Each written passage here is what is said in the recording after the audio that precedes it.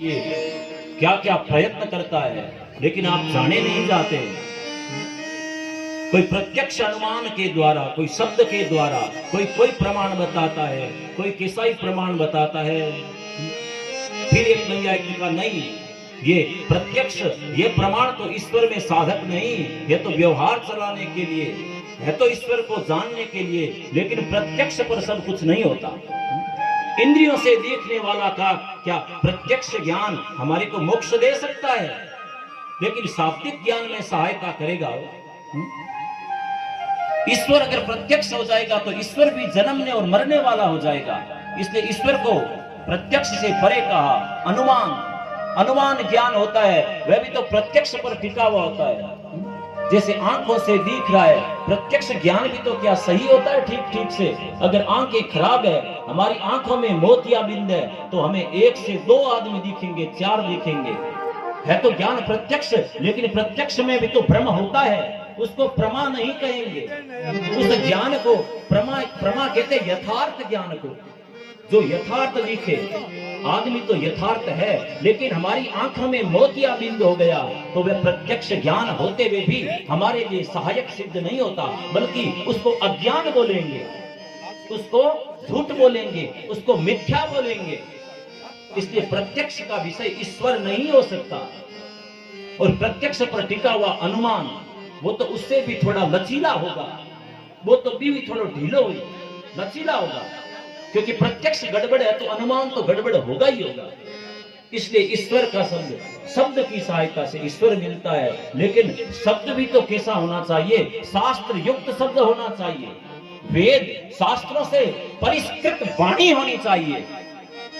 जब वेदोपदिष्ट वाणी होगा, जो भगवान श्री कृष्ण का दार्शनिक सिद्धांत है, स्वाध्यायाभ्यसनं चैव वाङ्मयं तपो उच्यते। अगर स्वाध्याय और अभ्यास युक्त वाणी नहीं होगी, तो हमारा वाक्मय जो वाणी है, जो हमारा शब्द है, वो सामने वाले के हृदय में उतरेगा नहीं हो। आजकल शास्त्रों की तरफ कोई देखना ही नहीं चाहता। इंद्र कह रहा है, ईश्वरम गुरुरात्मानम, आप मेरे ईश्वर हो, मेरे गुरु हो। और आजकल सब मनोमुखियों की बाढ़ आई हुई है।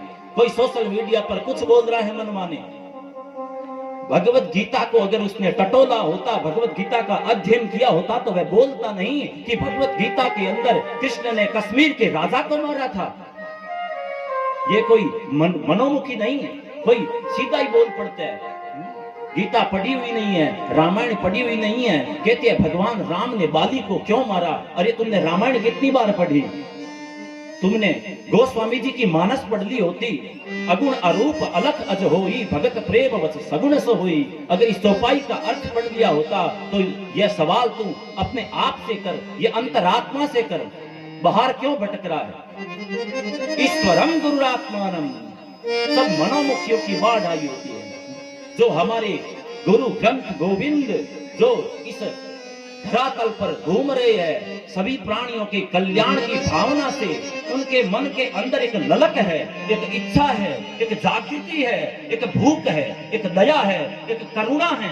उन महापुरुषों का हृदय पिघल रहा है कि ये हिंदू कर क्या रहे हैं, ये हिंदू इधर उधर क्यों भटक रहे हैं, ये ग्रंथों के पास क्यों नहीं जाते, ये शास्त्रों के पास क्यों नहीं जाते, ईश्वर के पास, गुरु के पास क्यों नहीं जाते।